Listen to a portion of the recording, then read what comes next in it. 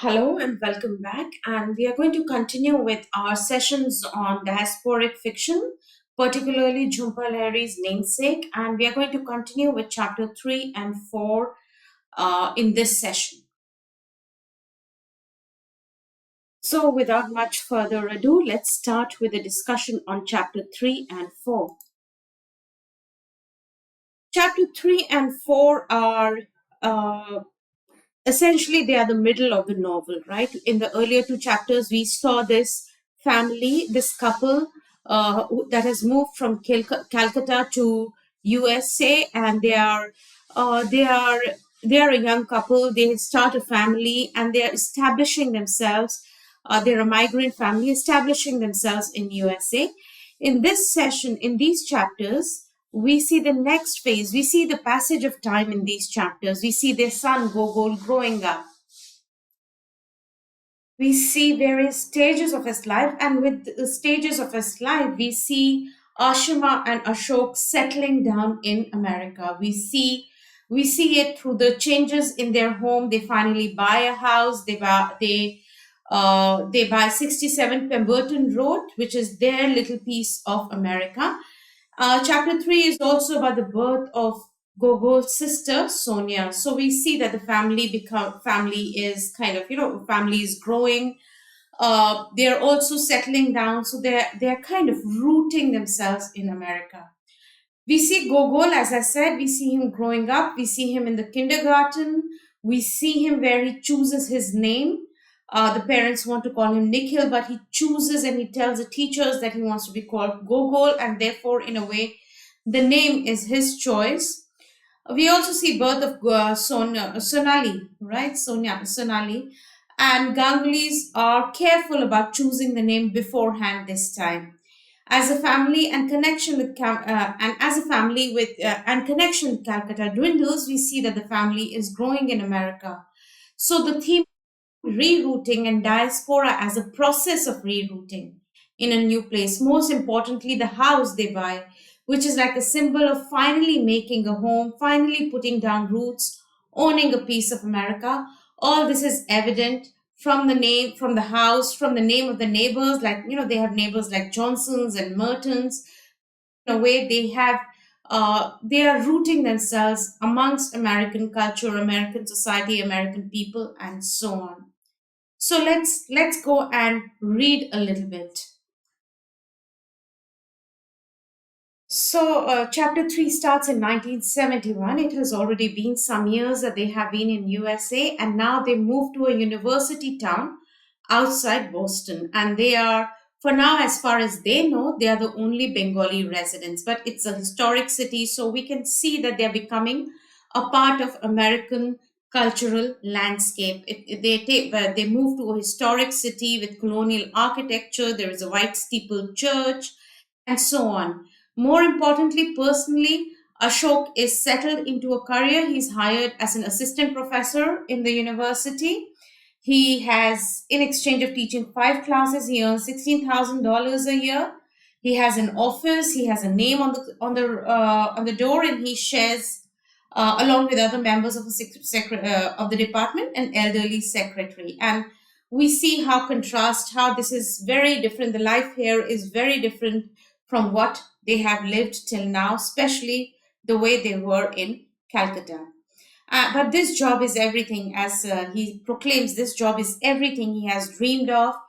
He wanted always to teach in a university. He likes having the name faculty, his name under the title, under the heading faculty printed over there.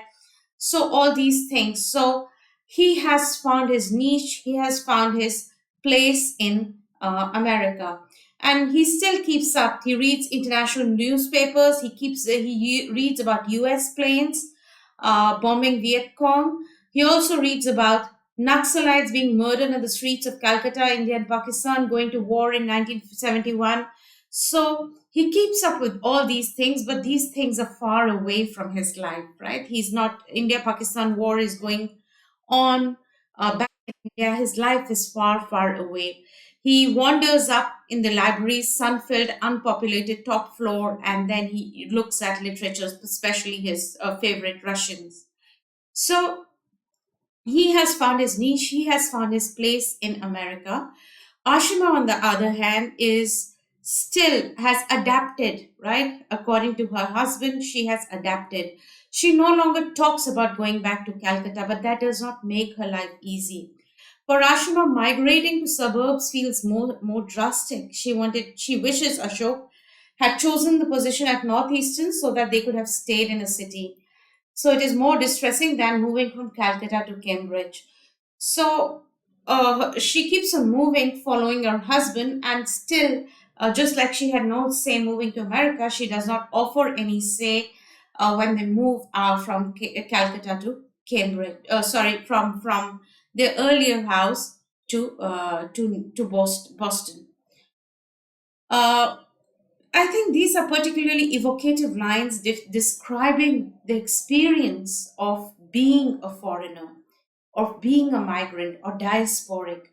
For being a foreigner, Ashima is beginning to realize is a lifelong pregnancy. And I think this is a particularly evocative image of experiences of diaspora, a lifelong pregnancy, right? Lifelong waiting for something, lifelong not being at home, a perpetual weight, a constant burden, a continuous feeling out of sorts, continuously liminal, continuously out of sorts, right? Continuously being aware of the impermanence. It is an ongoing responsibility, a parenthesis in what had once been ordinary life, only to discover that the previous life has vanished, replaced by something more complicated and demanding. So it is an always an ongoing responsibility, a kind of, a liminal temporary state which has become permanent. This feeling of a limbo, right? Temporariness which has become permanent. And the precious previous life has vanished. And what is not there now is a constant sense of limbo, responsibility, waiting, like pregnancy, being a foreigner, Ashima believes, is something that elicits the same curiosity from strangers, the same combination of pity and respect. So that is another aspect where she feels her life, pregnancy and being diasporic overlap. People are curious about you, and people see you with respect and at the same time with pity, just like they would see. Why respect and why pity?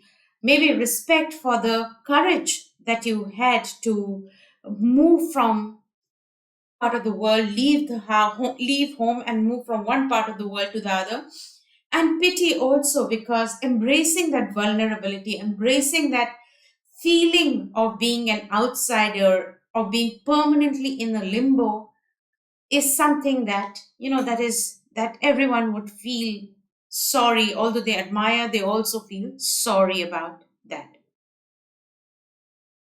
So, after 2 years in an overheated university subsidized apartment, they are ready to purchase a home, and they go around looking for a house.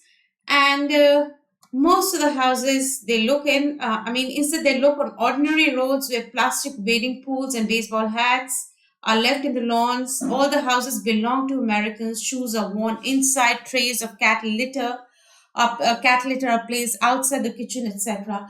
So it is when they look for a house, they're looking for a house in an American neighborhood where the culture, the way of life is very much different from the way they are used to.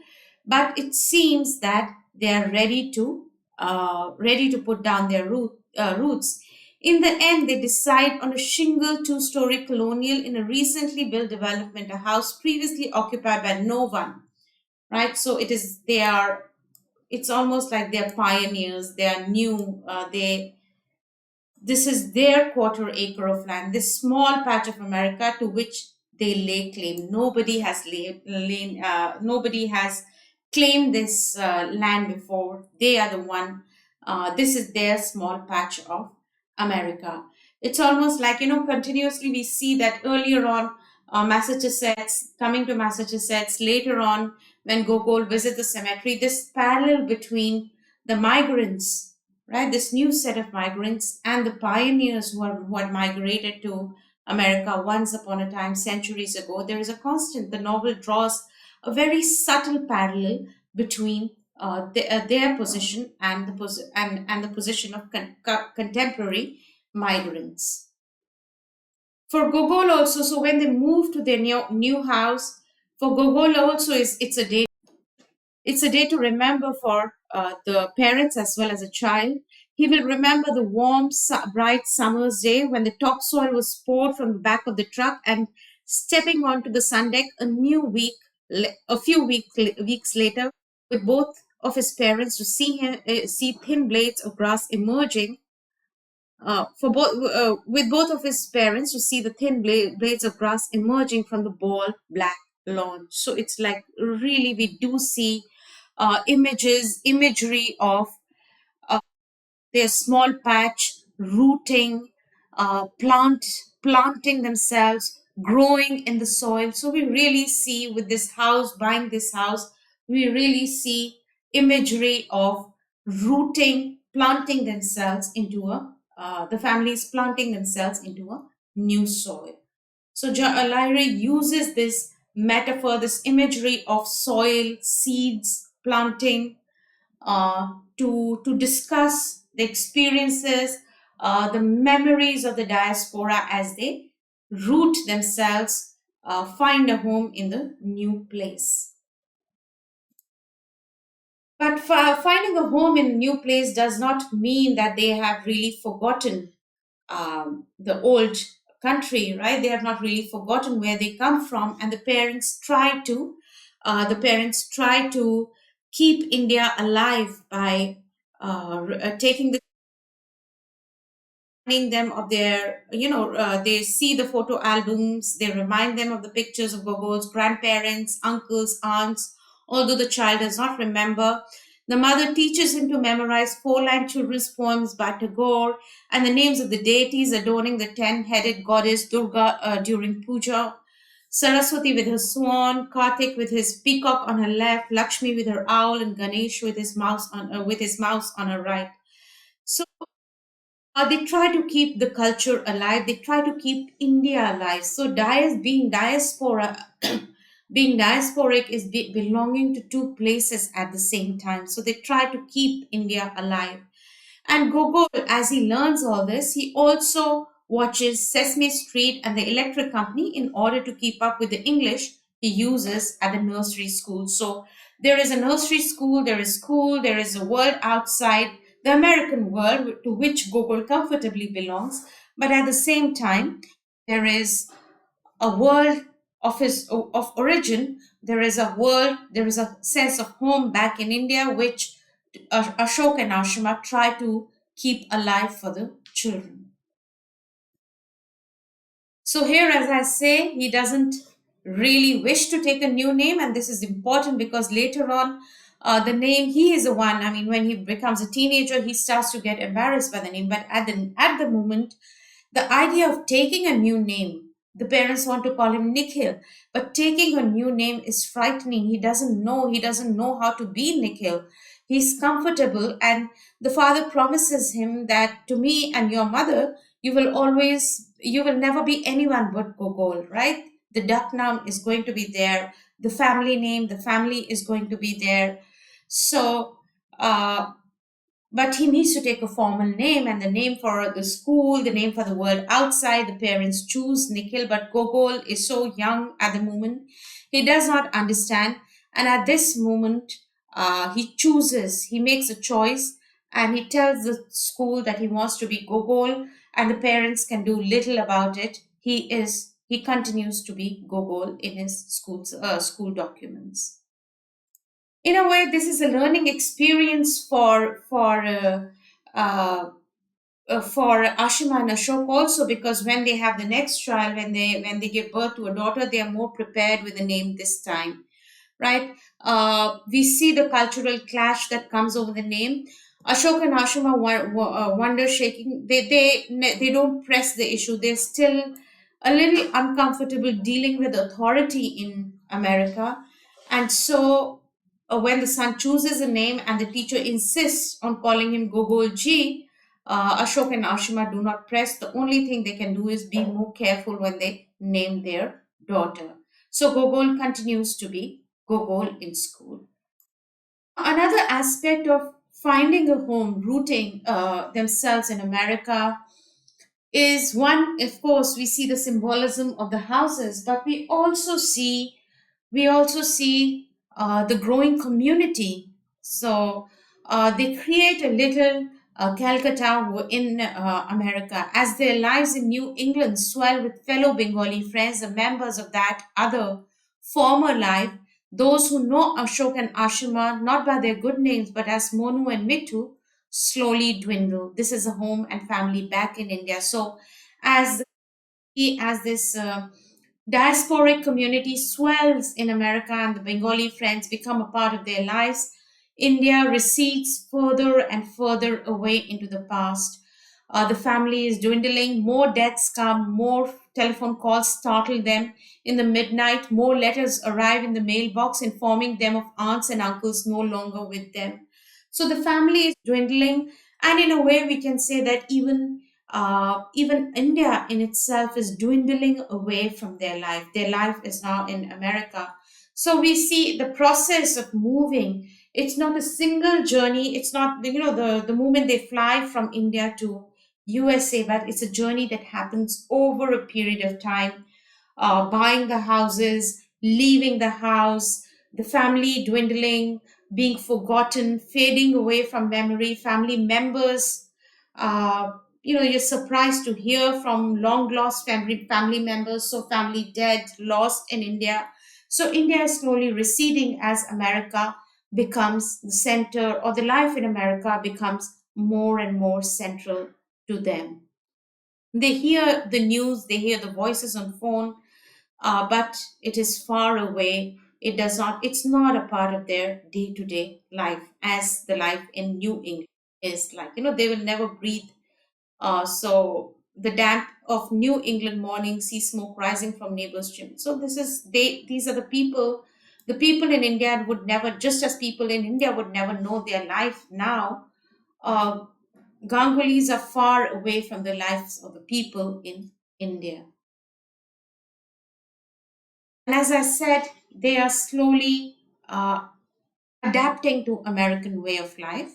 Uh, they buy issues of India abroad, Sangvad Bichitra, so all these they try to keep up their the American identity and also their Indian identity. But we see that they are it's fusing together, it's kind of coming together, and that is why they are becoming diasporic. They are Indians as well as Americans, and therefore Indian Americans.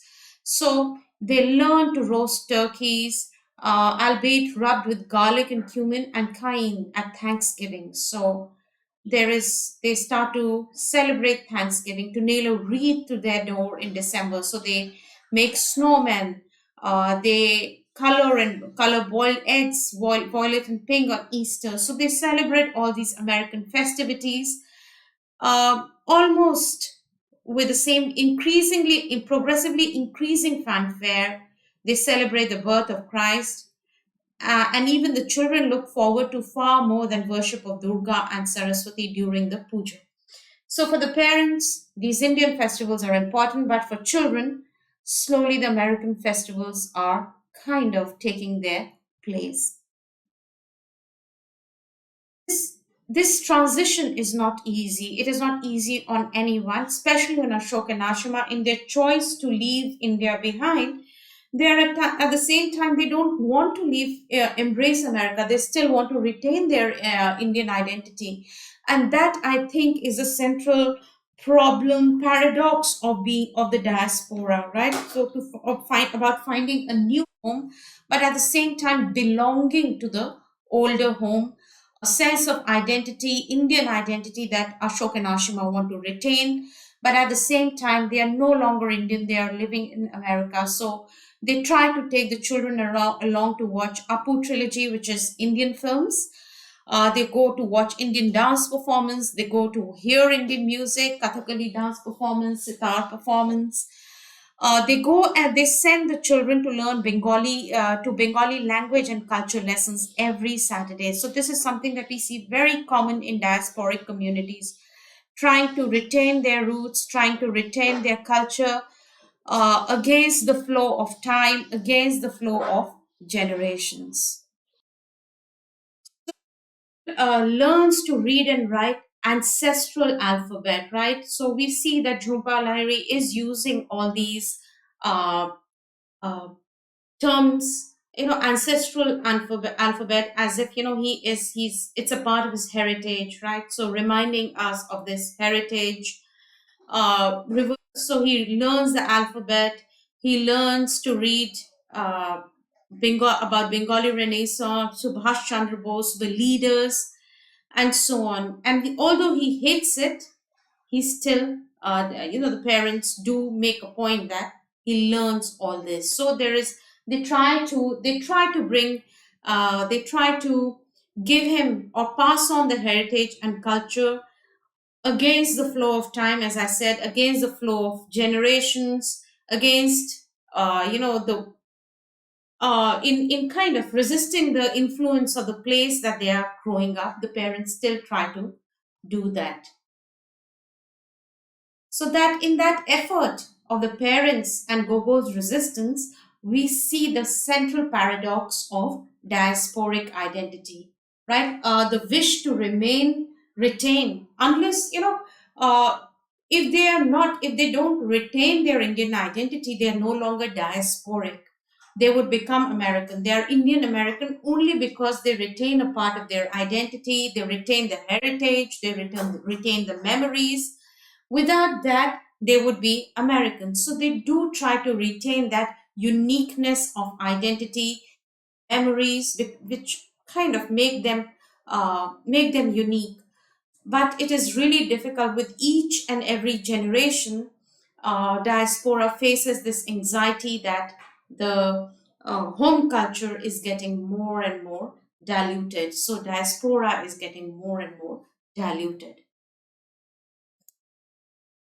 This chapter ends with Gogol's school visit to the cemetery, and I think the most important aspect of this little incident is here now. By now, Gogol has learned that his name is unusual. It's not the usual one, and so Gogol is old enough to know that there would be no Gangulis in the cemetery, but he also knows that there would be no Gogols. He also knows that he would be burnt. Hindus are burnt, not cremated, and not buried. So there would be no. But his name is different. He's conscious of that. He finds a kind of strange affinity with the names of early migrants, and these would be the really early migrants who would have come, the Puritan migrants. He finds names like Abijah Craven, Anguish Mather, Peregrine Wootton. So these are different names, and uh, he finds uh, that discovers a kind of a strange affinity because his own name is so strange. He also learns that names can die, right? Names can die. Nobody now would name that their child Abijah or Anguish or Peregrine. So we rarely see these names. So names also have a life cycle and they perish. But at the same time, he discovers that these names are strange. Nobody names people like with these names, just like Gogol's own name is strange. The mother is, of course, Ashima is horrified. This is not really her idea of a school trip, and it is. She thinks that this is morbid, and therefore she does not put the that particular picture that he made in the or that particular shadings that he made in his. During the visit to the cemetery, he does not put it up on the refrigerator that like she does all his drawings. But Gogol is attached to that, these early Puritan spirits, for reasons he cannot explain or necessarily understand. These ancient Puritan spirits, these very first immigrants to America, these bearers of unthinkable, obsolete names, have spoken to him so much so that, in spite of his mother's disgust, he refuses to throw the rubbings away and he keeps them, right? He keeps them and he puts them away where they will remain ignored but protected, gathering dust for years to come. Just like the names themselves, they are there, ignored, but still they exist over the centuries. So, similarly, the rubbings that Gogol made are going to survive. So, with that, we come to the end of chapter 3 in this. These are some of the main incidents that we just discussed in the previously in chapter 3. We see they're slowly embracing the American culture, becoming a part of American society. The family slowly integrating American customs like Thanksgiving, barbecue, Easter, along with Indian festivals like puja ceremonies, like we saw the Annuprashan ceremony earlier. So the two cultures coexist. We also see Ashima. We also saw Ashima's and Ashok's struggle to keep the Indianness alive, or keep the sustain the Indianness in the generations to come. And we see that it is also a struggle against time. It is also a struggle against generations, because as they grow up in America, they are going to be American. It is a struggle to sustain in the Indian roots in America, and over a period of time, these memories of originary identity fades and dwindles, and diaspora starts becoming a part of the mainstream culture. Gogol as a second generation member of diasporic community, is more at home with the American way of life. But we see the parents are also switching slowly.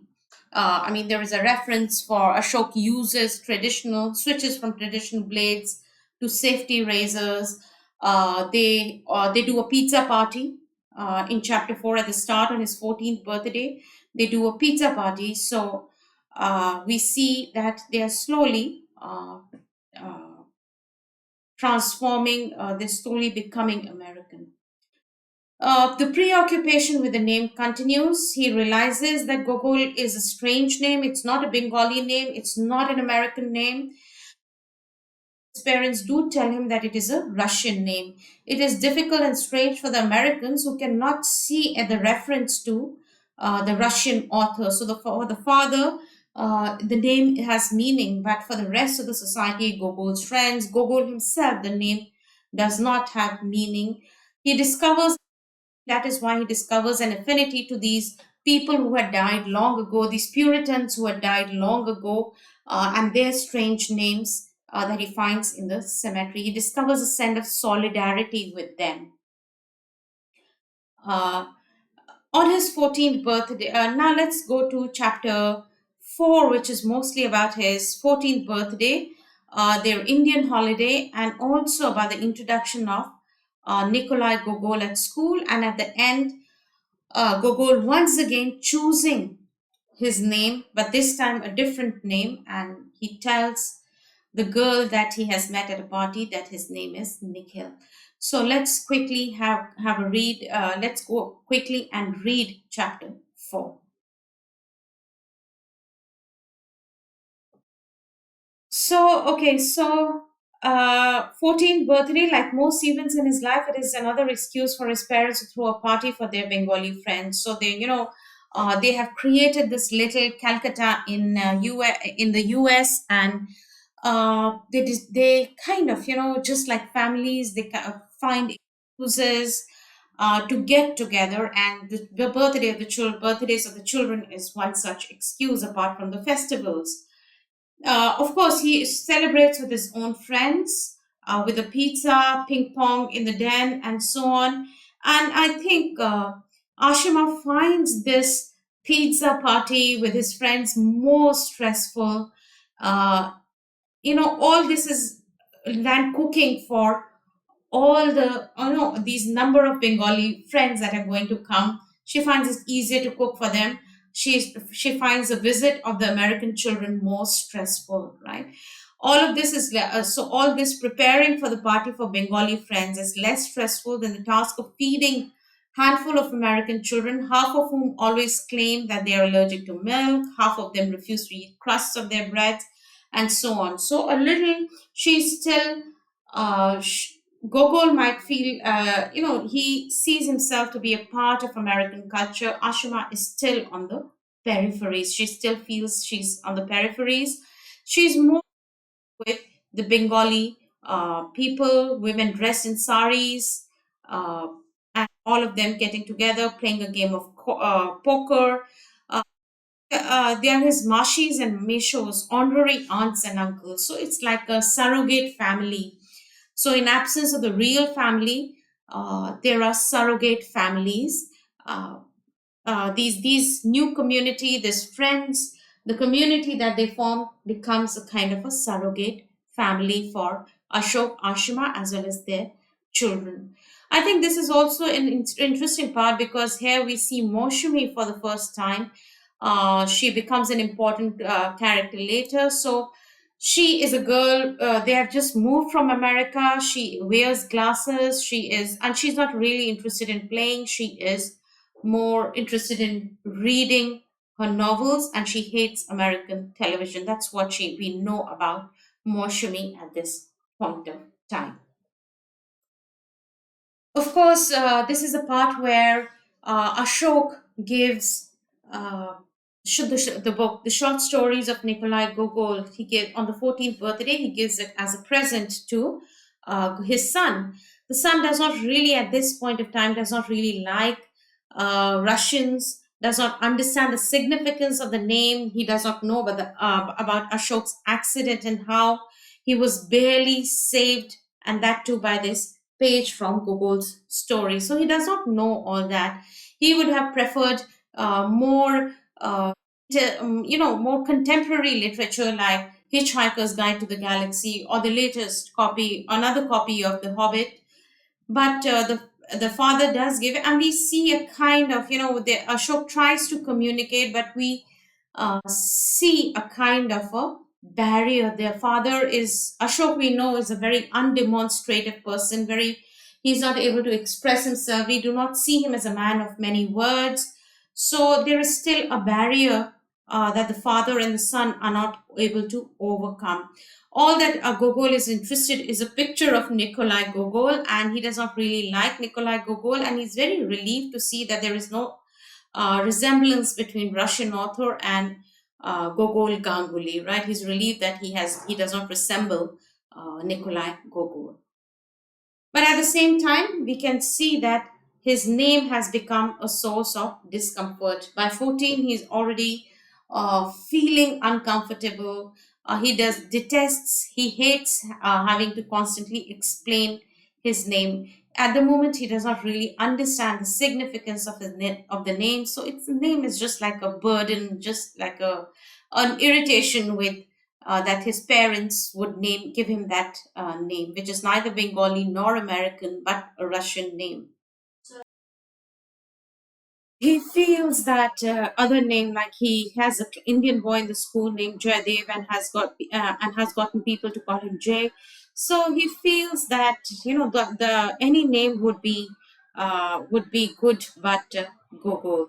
So uh, we see that irritation with the name coming to fore, uh, and the name kind of becomes a burden uh, for him. This is kind of particularly aggravated later when they learn and they read about Russian writer Nikolai Gogol in school, and he finds it Gogol's painful, traumatic life. He finds it really embarrassing to having to go over it in the class. So let's go and read there. So yeah, in the school they learn about Nikolai Gogol. He's celebrated today as one of Russia's most brilliant writers, the teacher tells them. But during his life, he was understood by no one, least of all himself. One might say he typified the phrase eccentric genius. Gogol's life, in a nutshell, was a steady decline into madness. The writer Ivan Turgenev described him as an intelligent, queer, and sickly creature, and so on. He's hypochondriac, deeply paranoid, frustrated man, and eventually he committed a suicide and he died fatherless, unmarried, and commonly believed to be a virgin. So Gogol, every time all these things are mentioned, he finds it embarrassing, and he kind of, his parents, and he feels irritation. His parents had never really told him any of this, and it does not really make sense to him. Why would his parents name him after the teacher, after a writer whose life was traumatic, painful, and he lived and died alone? So in a way, committed a suicide. So in a way, he does not really identify with Nikolai Gogol. He does not understand when his father tells him that we all come out of Gogol's overcoat. So we see the irritation with the name peaking in this chapter. So that by the end of of this chapter, when he meets a girl at a party, he tells her that his name is. She says her name is Kim, and he tells her that when they walk, they kiss. He tells her that his name is Nikhil. And Nikhil, he says for the first time in his life. He says it tentatively, his voice sounding strange to his ear, the statement turning out without his meaning to into a question. And Nikhil is a lovely name, although it is still unusual. Uh, uh, he kisses the girl, and in a way, he feels that it hadn't been Gogol who kissed him. Gogol had nothing to do with it. Gogol, it's not possible. It does not really have a very romantic ring to it. Nikhil, he's Nikhil when he was with a girl. So he discovers he what his parents wanted. Now he wants to change his name. The chapter also in this chapter we also see their India journey, and we see how, again, coming back to the theme that the children do not really feel at home in India. They visit Taj Mahal, they are with they are with their family in Calcutta. The children fall ill, the children are ill at ease, and they are much relieved when they come back to um, their lives. So for Ashima and Ashok, it is easy to make the transition. They belong to both the places. They are first generation migrants. They are first generation diaspora. But for Sonali and Gogol, it is not possible to go back anymore. The home for them is America, right? Even for Ashima and Ashok, the home has changed. The parents, the parents are dying, the family is changing, new additions, losses, deaths. So the home is no longer there. Still, they're comfortable with the place, they're comfortable with the surroundings, unlike Sonali and Gogo. Chapter 4 is about American adolescents, we can say American adolescents or Indian American adolescents in a diasporic Indian household. With two parties for the 14th birthday, one for Bengali friends, one for American friends, and we see Gogol's divided heritage, divided cultural upbringing. Sonia and Gogol, Ashok and Ashima, all four of them inhabit two worlds at once. This becomes even more pronounced when they go to India. The trip provides Gogol opportunity to observe aspects of life in Calcutta and beyond. The Taj Mahal scene is important because here we see his passion for architecture.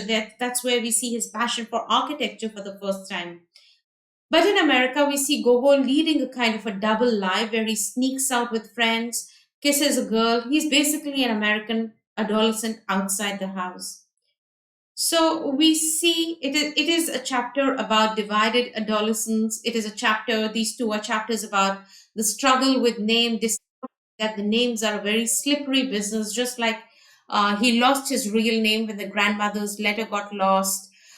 He discovers that names are not permanent when he sees the names on the tombstones, and later on, that must have given him some courage to change his own name. And I think the important part of is realizing or getting to know Nikolai Gogol at this time. and not really liking him in this first introduction to the author. Nikolai Gogol did not have a pleasant life, and Gogol has an increasingly difficult time understanding why his father is so interested in Gogol's fiction and why Ashok felt necessary to name his son after the writer. Now, Ashok had during that scene where he presents him on his 14th birthday, when he presents him with the book, Ashok had an opportunity to tell Gogol about the train accident. Though Gogol isn't so young anymore, he's 14, he's a adolescent. So there was an opportunity to tell him about the train accident that nearly killed Ashok, but Ashok does not. Maybe he does not want to burden Gogol with the information, or maybe because Gogol does not seem interested in knowing, maybe because Ashok is not expressive enough, or does not take the pains to overcome this barrier between the father and son. There is a kind of distance between the parents and the children in this diasporic. Maybe also because the parents are more of Indian Americans and the children are less of Indians, more of Americans. So there is a kind of a distance that is not just generational gap, but also a gap we see particularly in migrant or diasporic generations, because it is also a cultural gap. Children being more American, the parents being more of Indian American. So Gogol does seem distant from his parents and does not show much interest in the book written by his namesake. The scene kind of demonstrates how Ashok's reserved behavior meshes with Gogol's brasher, typically American adolescence. The pair in which all parents are seen as bossy, annoying, awkward. So this difference becomes a barrier in conversation, communication. On the sidelines, we also see Sonia growing up. With her rice ceremony, we see the glimpses of her childhood. Unlike Gogol, she seems to be very untroubled in terms of her Americanness. The novel does not really focus on her dilemmas, her struggles as an adolescent girl. But she's like a constant presence on the sidelines of Gogol's life. The story is of Gogol's life. We do not really, it's about this boy's adolescence and his struggle with his Indian heritage. We do not really hear the story of a diasporic Indian girl. She stays on the sidelines. With that, we come to at the end of this session. We are going to continue with chapter 5 and 6, and I hope that I'm able to upload more frequently now. Mentioned earlier, these sessions are really long, but I hope I'm able to. I'm not just giving you points or telling you the story. I'm trying to help you make you write good, trying to help you write good answers. So I'm giving you vocabulary, I'm giving you language, I'm giving you thoughts and ideas to pursue. So I hope you these lessons are helpful. Do let me know if there is anything else, any other text that you would want me to cover after this, and that we can do with these sessions to make them more helpful to you. Thank you, and see you next for the next session when we discuss chapter 5 and 6. Bye bye.